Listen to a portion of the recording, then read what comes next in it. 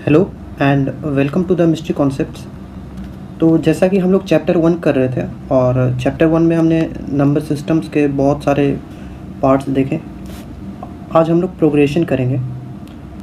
तो स्टार्ट करने से पहले सभी लोग चैनल को सब्सक्राइब कर लेंगे जो लोग नए जुड़े हैं, और सभी लोग चैनल को रिकमेंड करेंगे अपने फ्रेंड्स को। तो चलिए स्टार्ट करते हैं। तो प्रोग्रेशन में सबसे पहले हम लोग देखते हैं सीक्वेंस को। तो सीक्वेंस क्या होता है कि जैसे मैं लिखता हूँ 2 4 6 8, तो आपने इसमें देखा होगा कि इसमें कुछ पैटर्न दिख रहा है। अब जैसे लिखता हूँ 1/5 1/10 1/15 एंड सो ऑन, तो यहाँ भी एक पैटर्न दिख रहा होगा आपको। तो सीक्वेंस क्या है कि जहाँ पे आपको पैटर्न दिखे, ठीक है। अब बात करते हैं कि अगर मैं इस सीक्वेंस में ऐड कर देता हूँ, क्या ऐड कर देता हूँ, कंडीशन। मतलब ये जो पैटर्न दिख रहा था, अगर इसमें कंडीशन क्या जोड़ दूँ, या तो कुछ किसी का एडिशन हो जाए, किसी का सब्ट्रैक्शन हो जाए, या किसी का मल्टीप्लिकेशन और डिवीज़न, यानी इस टाइप का पैटर्न दिखे। जैसे यहाँ पे क्या दिख रहा था, डिफरेंस का पैटर्न दिख रहा था, 2 का डिफरेंस आ रहा था, ठीक है। आप यहाँ पे एडिशन भी बोल सकते हैं, या 2 का ऐड कर दो, 2 का ऐड कर दो सभी में। और यहाँ पे क्या दिख रहा था, डिवीज़न का। तो अगर मैं सीक्वेंस में क्या कर दूँ, कंडीशन लगा दूँ, कुछ जो मैथमेटिकल जो टूल्स है, तो क्या बन जाता है ये, तब ये बनता है प्रोग्रेशन। ओके, तो हमें ये समझ में आ गया कि कुछ पैटर्न होगा और उस पर कंडीशन लगे होंगे, तो हमें क्या मिलेगा, प्रोग्रेशन। तो जब प्रोग्रेशन की बात करते हैं तो देयर आर 3 टाइप्स।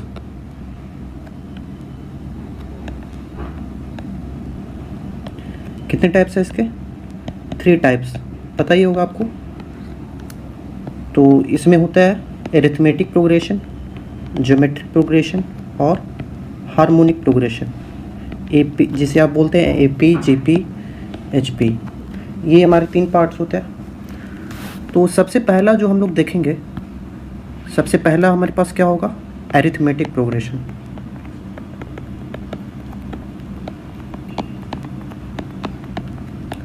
सबसे फर्स्ट है एरिथमेटिक प्रोग्रेशन, यानी कि एपी।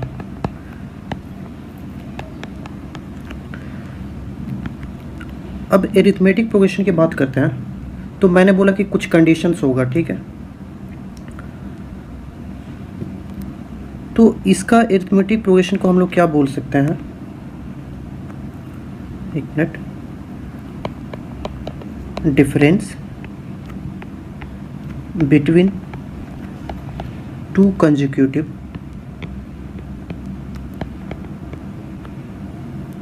Term is same. यानी कि जब 2 टर्म्स होंगे और उनके बीच का जो डिफरेंस होगा कंसेक्यूटिव टर्म का, वो क्या होना चाहिए, सेम होना चाहिए। 2 कंसेक्यूटिव यानी 2 लगातार टर्म जो रहेगा उसका डिफरेंस सेम आना चाहिए। जैसे अभी हमने बात करा था 2 4 6 8, तो ये क्या हो गया, ये सीरीज़ किस में है, एपी में है, ठीक है, क्योंकि इनके बीच का डिफरेंस कितना है, 2 है। ये एंड सो ऑन चलता जाएगा 2 2 का, ठीक है। अब और बात करते हैं इसमें कि अब कुछ टर्म्स होते हैं, जैसे फर्स्ट टर्म, तो इसको मैं कैसे डिनोट करूँगा, ए से। तो यहाँ फर्स्ट टर्म क्या था, 2 था, ठीक है। अब यहाँ बात होती है कॉमन डिफरेंस की।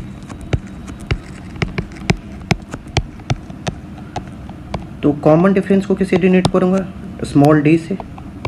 और स्मॉल डी की वैल्यू यहाँ पे क्या आ जाएगी, यानी second term minus first term, आप ये लिख सकते हैं। और मैं इसको ऐसे भी लिख सकता हूँ, third term minus second term and so on, आप जहाँ तक भी कैलकुलेट करें। बट ये क्या आएगा, ये जो भी आप कैलकुलेट करेंगे सब सेम ही वैल्यू आएगी, ठीक है। तो बेटर रहेगा कि आप सेकेंड में से फर्स्ट को सब्ट्रैक्ट कर देना, ठीक है। अब इसके कुछ फॉर्मूले हम लोग रिवाइज कर लेते हैं। जैसे सम ऑफ एन टर्म्स, अगर एन टर्म्स दिया रहेगा तो उसका सम कितना आ जाता है, यानी इसको एसएन से डिनोट करूँगा तो एसएन हमारा कितना आ जाएगा, n/2 into 2a plus n-1 into small D, ये भी होता है। ठीक है, और इसमें n क्या है, नंबर ऑफ टर्म।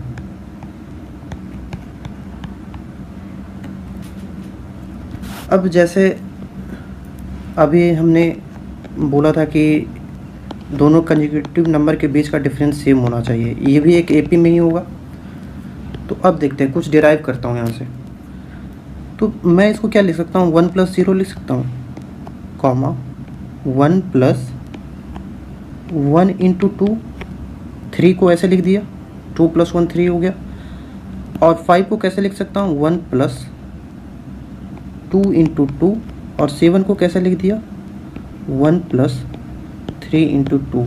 तो यहाँ पे देख रहे हो आप 0 1 2 3, यानी ये ऐसे ऐसे बढ़ते चला जाएगा अप टू n तक। और मल्टीप्लाई किससे हो रहा है, 2 से। 2 से मल्टीप्लाई क्या हो रहा है, ये कॉमन डिफरेंस था, स्मॉल डी। ठीक है, तभी मैं लिख पाया इसको इस तरह, यानी ये d की वैल्यू कॉमन रहने वाली हर जगह।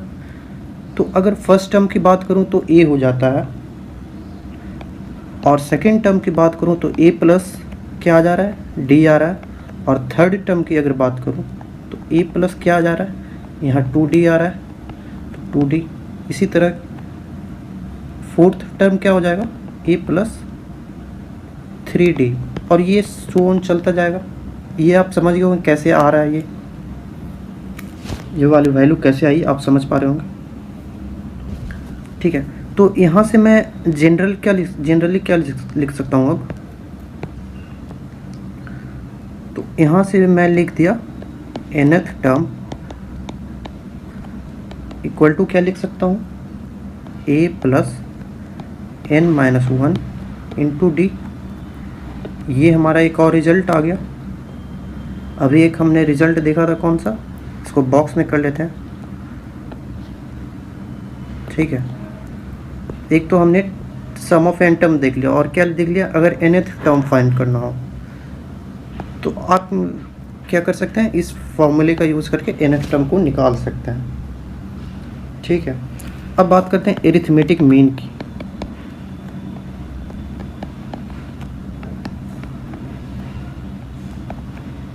एरिथमेटिक मीन क्या हो जाएगा हमारा, जैसे मान लीजिए a और am, b। अब मैं बोलता हूँ ये जो तीनों नंबर हमारे पास है ये एरिथमेटिक मीन में है, तो am क्या हो जाएगा, a + b/2। यानी ये कुछ नहीं होता, ये दो नंबर का एवरेज ही होता है। जैसे हम दो नंबर का एवरेज निकालते थे, उसी तरह हम लोग am निकालते हैं।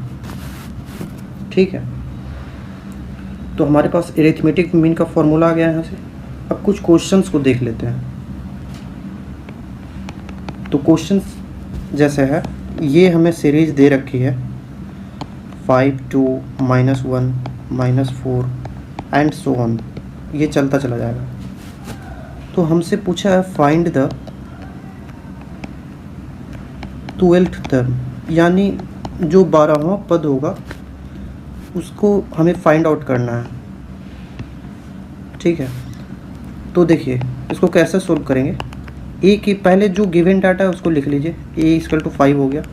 डी क्या मैंने बताया, second term minus first term, तो -5 यानी कितना आ गया, -3 आ गया हमारे पास इसका वैल्यू।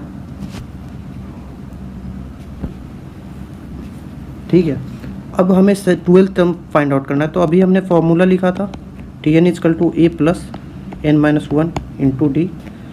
तो ये कितना हो गया, a की वैल्यू 5 होगी, n की वैल्यू ये वाली है 12th जो टर्म निकालना था, तो n की वैल्यू 12 रख दिया, -1 इंटू डी की वैल्यू कितनी है, -3, इसको पुट कर दिया। अब ये कितना आ जा रहा है, 5 + 11 इंटू -3 यानी ये कितना जाएगा 33 -33 + 5 यानी -28। तो हमें पता चल गया ये कौन सी किसकी वैल्यू आ गई, T12 की। 12 टर्म निकालना था ना, तो T12 की वैल्यू हमारे पास इतनी आ गई। तो ये हमारे पास अगला क्वेश्चन है, और इस क्वेश्चन में क्या बोल रहा है कि जैसे ये एक सीरीज दे रखी है और इसमें पूछ रहा है कि कौन सा टर्म जो आएगा ये -403 आने वाला है। तो देखिए जैसे कि -3 -7 ये माइनस में इंक्रीज कर रहा है, तो माइनस में बढ़ेगा ये नंबर। तो इसको कैसे निकालेंगे, जैसे हमने ये अभी करा था last question a + n-1 × d। तो इसमें ये वाली वैल्यू जो dn की वैल्यू है ये दे रखी है, यानी -403 = a की वैल्यू कितनी है -3, ओके, प्लस n तो निकालना ही है, और d की वैल्यू कितनी आ गई -7 और -3 यानी -4 आ रहा है, ठीक है। तो n-1 की वैल्यू मैं क्या लिख सकता हूँ, ये 3 इधर चला जाएगा तो प्लस में चला गया, तो कितना हो गया 400 माइनस का अपॉन माइनस का 4 नीचे आ गया इसका, ठीक है। तो ये कितना आ जा रहा है 100, तो n की वैल्यू हमारे पास कितना आ गई 101, ये हमारे पास आंसर आ गया, ठीक है। नेक्स्ट क्वेश्चन देखते हैं। अगर क्वेश्चन में जैसे दे रखा हो 7th टर्म, मान लीजिए कि एक एपी का दे रखा है, वो मान लीजिए दे रखा है 30, और 23rd जो टर्म दे रखा है वो कितना दे रखा है 78। देन फाइंड, क्या पूछ रहा है कि आप ए और डी निकाल लीजिए। अगर ए और डी निकल गया तो आप कोई सा भी टर्म बता सकते हैं। तो देखिए मैं 23rd टर्म को क्या लिख सकता हूँ, अब मैं इसका सोल्व करता हूँ। तो 23rd टर्म को क्या लिख सकते हैं, a + 22d बराबर कितना आ गया 78, और 7th वाले टर्म को क्या लिख सकते हैं, a + 60, ये वाली वैल्यू कितनी दे रखी है 30। अब इस इक्वेशन, ये वाला इक्वेशन 1 हो गया और इक्वेशन 2 हो गया, तो 2 इक्वेशन हो गया, 2 अननोन हो गया। तो इसको सोल्व कर लीजिए आप लोग। तो सोल्व करेंगे तो क्या करें, मैं सबसे पहले घटा देता हूँ कि तो कितना आ जाएगा, सब्ट्रैक्ट करेंगे तो 1 - 2 अगर करता हूँ तो 16d = कितना आ जाएगा 48। तो d की वैल्यू कितनी आ गई 3। अब d की वैल्यू किस में रख दो, अब d की वैल्यू इसमें रख देते हैं, तो a की वैल्यू निकल जाएगी, ठीक है। तो a बराबर कितना आ जाएगा 30 - 18 यानी कि 12 आ गया। a की वैल्यू 12 आ गई और 3 आ गई, ठीक है। तो एक और क्वेश्चन देख लेते हैं इसका, और आप इस पे बेस्ड जो जितने सारे क्वेश्चन हैं आप प्रैक्टिस करते रहिए। अगर कोई क्वेश्चन डाउट आता है तो आप मेरे नंबर पे भेज सकते हैं, या ग्रुप जो दे रखी है आप उस ग्रुप को ज्वाइन करिए और उस पर क्वेश्चन सेंड करिए, ठीक है। तो जैसे ये क्वेश्चन दे रखा है 5 + 9 + 13 + 17 plus up to so on. तो बोल रहे हैं कि सम निकालना है अप टू 40th टर्म, ठीक है। तो हमें अब क्या करना है कि इसका 40 टर्म तक पहले तो लिखना पड़ेगा और उसको ऐड करना पड़ेगा। तो वो कैसे निकालते हैं, यानी एस एन पूछ रहा है, एस एन क्या हो जाएगा n/2 × 2a + n-1 × d, ये पूछ रहा था। तो यानी s40 पूछ रहा है, n की वैल्यू 40 आ गई, तो 40/2 = 2। फर्स्ट टर्म क्या था 5 प्लस क्या होगा, n की वैल्यू कितनी है 40 दे रखी है -1 × d की वैल्यू कितनी आ जाएगी 9 - 5 = 4, ठीक है। तो इसको सोल्व करते हैं 20 10 प्लस ये कितना हो गया 39 × 4, 39 × 4 कितना आ जाएगा 166, सॉरी 56 आ जाएगा 156। तो अब कितना हो गया 20 × 166, तो इसकी वैल्यू कितनी आ गई 3320, ये हमारा आंसर आ गया। तो आप इस तरह से निकाल सकते हैं। यहाँ पे पूछा था 40th टर्म, यानी n की वैल्यू दे रखी है 40, ठीक है। तो एपी से हमने इतना क्वेश्चन किया। अब जीपी पे आते हैं जो हमारा सेकंड है। अब सेकंड नंबर पे आते हैं जीपी पे, यानी कि ज्योमेट्रिक प्रोग्रेशन।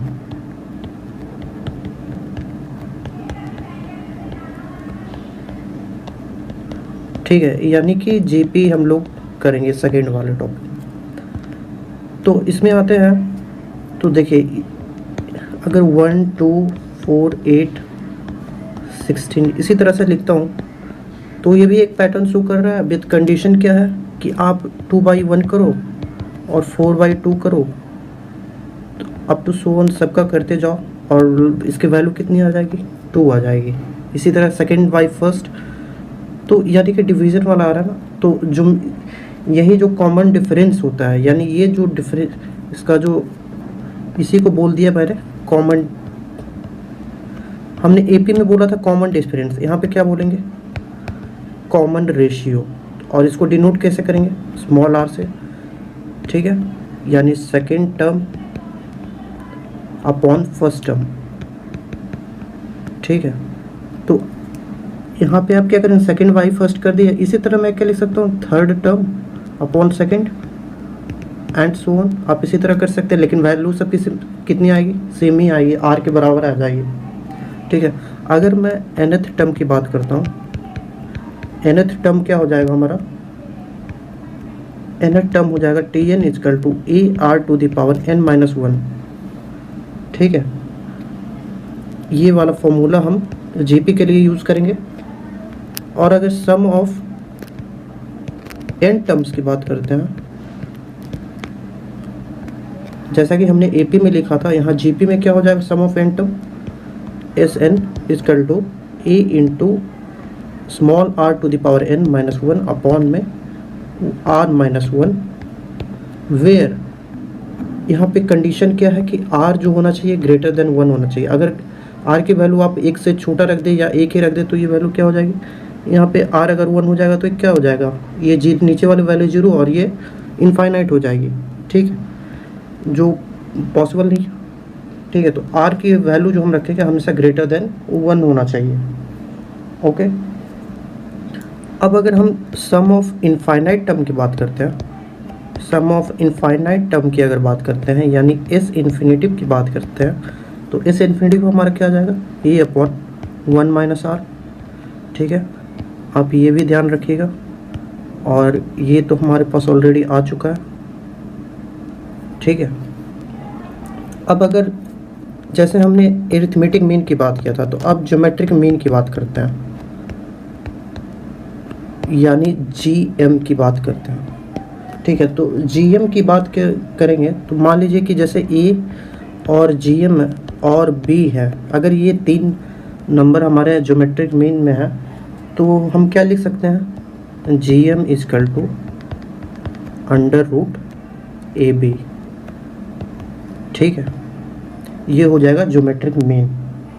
ओके, तो अब जैसे हमें टर्म्स लिखने पड़ेगा, मान लीजिए कि आपको 3 टर्म्स की ज़रूरत है, 3 टर्म्स अगर लिखना है आपको, तो आप 3 टर्म्स कहाँ से शुरू करें, और आपको ये मेंटेन रखना है कि उनके बीच का डिफरेंस जो होना चाहिए आर के इक्वल होना चाहिए। तो मैं क्या करता हूँ, ए बाई आर ले लेता हूँ फर्स्ट टर्म, और सेकेंड टर्म ए ले लेता हूँ। ठीक है, और थर्ड टर्म क्या हो जाएगा, आर। अब जब इनको डिवाइड करिएगा तो आपका जो रेशियो आएगा देखिएगा हमेशा आर के इक्वल आना चाहिए। तो इसी तरह अगर मैं 4 टर्म लिखना चाहूँ, अब जीपी के लिखना चाहूँ 4 टर्म्स, तो 4 टर्म हमारे जीपी में क्या आ जाएंगे, A upon R Q, comma A upon R, comma A R, comma A R to the power cube. तो देखिए ये वाला, सॉरी यहाँ पे ए आर स्क्वायर होना चाहिए। ठीक है, तभी आर हमारा डिफरेंस आ जाएगा, सॉरी यहाँ आर स्क्वायर हो जाएगा ना। ठीक है, ए आर क्यू होगा, हमने ए क्यू लिखा आर क्यू लिखा तो यहाँ आर क्यू हो जाएगा। ठीक है, अब अगर 5 टर्म की बात करते हैं, अगर हमें 5 टर्म लिखना हो तो कैसे लिखेंगे, A upon R square upon A by R upon A, comma A R, comma A to the power R square. ठीक है, तो यहाँ आर आर का मेंटेन रहेगा क्या, तो हम लोग इस तरह से लिख सकते हैं, आप इसको बढ़ा भी सकते हैं आप लेकिन वो आप मेंटेन रखेंगे, ठीक है। तो अब इस पे बेस्ड क्वेश्चन कर लेते हैं। तो जैसे पहला क्वेश्चन है 2, -6, -18, -54 अप टू सो ऑन। अब आप इस सीरीज़ को देखिए तो आपको तो AP नहीं दिखेगा, क्योंकि आप जब करने जाएंगे तो इनके बीच का डिफरेंस अलग होगा और इनके बीच का डिफरेंस अलग होगा, तो ये तो AP में नहीं दिख रहा। अब हमें फाइंड आउट करना है 12th टर्म। अब मान लीजिए कि इसका 12th टर्म हमें फाइंड आउट करना है। तो हमने यहाँ पे अभी फॉर्मूला देखा था nth टर्म का, ये देखिए ये वाला फॉर्मूला, ठीक है, AR⁻n-1। तो इसको अप्लाई करेंगे। अब इसको सॉल्यूशन करता हूँ, तो हमारा 12th टर्म क्या हो जाएगा, T12 = AR⁻n-1, यही था। तो A की वैल्यू क्या है, 2 हो गई। R का वैल्यू क्या आ जाएगा, -6/2 second term upon first term, और N हमारा है 12 -1, तो ये कितना आ जाएगा 2, और ये आ जाएगा -3/11।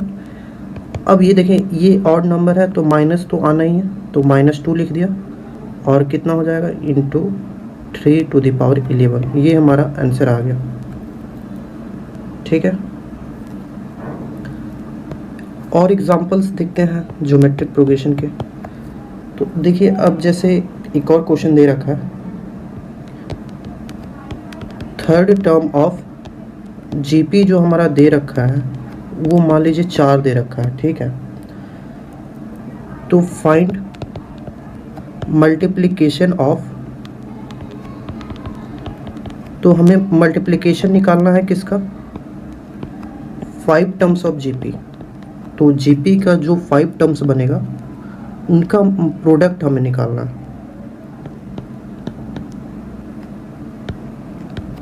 ठीक है। हमें क्या फाइंड आउट करना है कि पहले तो 5 टर्म्स लिखिए, उनको मल्टीप्लाई कर दीजिए और जो वैल्यू आएगी वही कैलकुलेट करना है।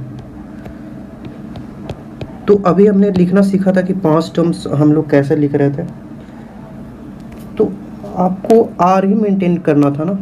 तो देखिए आप वो अगर वो स्टैंडर्ड वैल्यू आपको नहीं याद है तो आप अलग, मैं लिख सकता हूँ AR स्क्वायर, AR3, AR4। चलिए वो तो स्टैंडर्ड वैल्यू था, अब मुझे याद नहीं आ रहा है, तो मैं क्या करूँगा, ऐसे भी लिख सकता हूँ, क्योंकि मुझे R का ही कॉमन रेशियो मेंटेन करना था। सभी जगह देख रहे हैं R का कॉमन रेशियो मेंटेन हो रहा है। तो अगर नहीं भी याद आ रहा है तो हम लोग क्या करेंगे, खुद से इस तरह से A से प्रोसीड करते जाएंगे। अब देखिए अब इसका मतलब क्या हो गया, थर्ड टर्म ऑफ GP का मतलब क्या हो गया, इसको मैं लिख सकता हूँ AR⁻n-1 यानी 3 -1, इसकी वैल्यू कितने दे रखी थी 4, यानी AR का स्क्वायर इसका वैल्यू दे रखा है 4, ठीक है। ये हमारे पास ये वैल्यू निकल गया। तो जब इनको मैं मल्टीप्लाई करूँगा इन नंबर्स को तो कितना आ जाएगा, A⁵ आ जाएगा, और R⁵ कितना आ जाएगा, ये R का पावर ऐड हो जाएगा ना मल्टीप्लाई में, 4, 3, 7, 2, 9 एंड 10। तो देखिए मैं इसको ऐसे लिख दूँ AR स्क्वायर और इसके होल टू द पावर 5। मैं ऐसा क्यों लिखा, देखिए क्योंकि ये वाली वैल्यू अभी मैंने कैलकुलेट की थी, ठीक है। तो इसकी वैल्यू कितनी थी 4 टू द पावर 5। अब इसको 4 टू द पावर 5 कितना हो जाएगा 1024,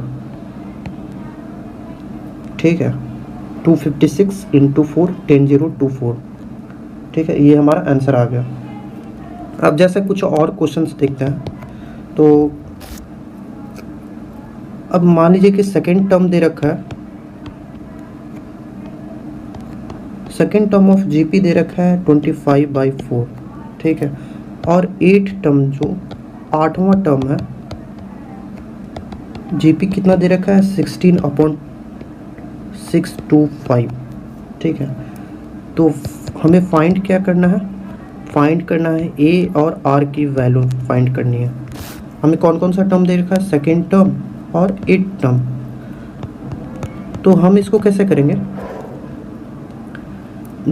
जैसे हमने लास्ट क्वेश्चन में प्रोसीड किया था वैसे ही आप यहाँ से क्या लिख सकता हूँ, A R to the power n minus 1, यानी n की वैल्यू 2 माइनस 1 ये आ रहा था। इसकी वैल्यू कितनी दे रखी है, 25/4, यानी ये किसकी वैल्यू की, ए आर हो जाएगा 25/4।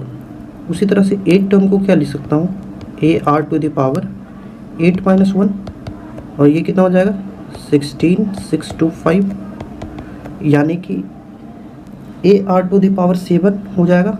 तो मैं इसको ऐसे लिख दूँ, A R into R to the power 6, ये ए आर 7 ही हो गया, तो ये कितना आ जाएगा 16/625।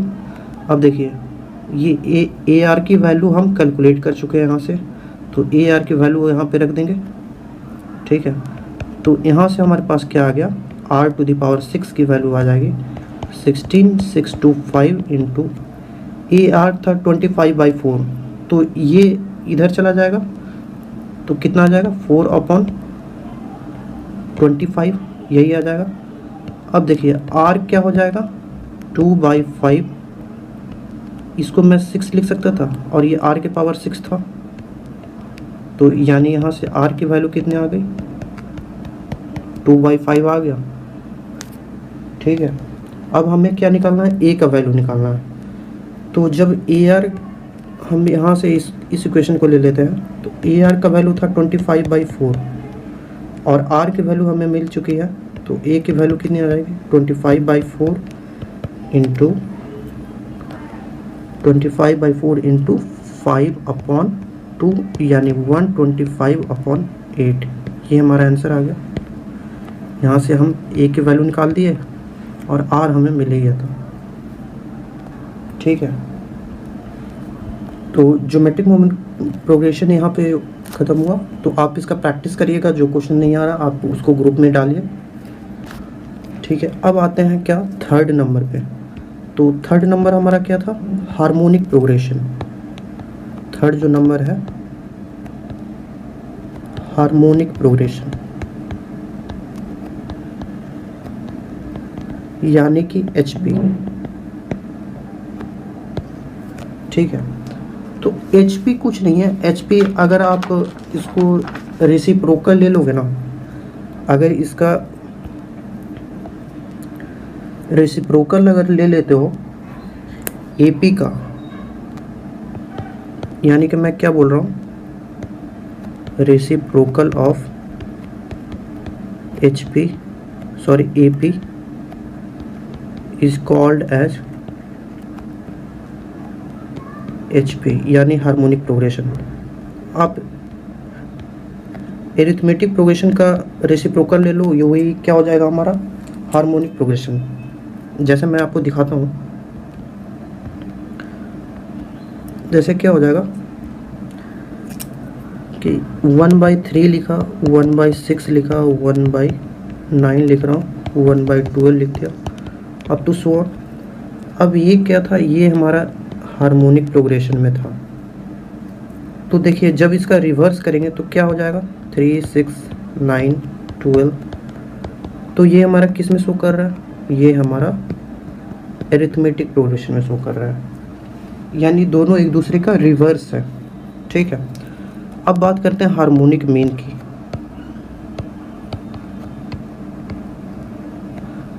यानी HM की बात करते हैं। तो हार्मोनिक मीन की बात करें तो अगर A, HM, B अगर ये तीनों हार्मोनिक मीन में हैं तो HM की वैल्यू क्या आ जाएगी, यानी हार्मोनिक मीन हमारा हो जाएगा 2AB/A+B। ये बहुत इम्पोर्टेंट है, आप इसको याद रखेंगे, ठीक है। अब जैसे हमारे पास इतनी ये जो AP, GP और HP की तीनों की हमने देख ली थ्योरी।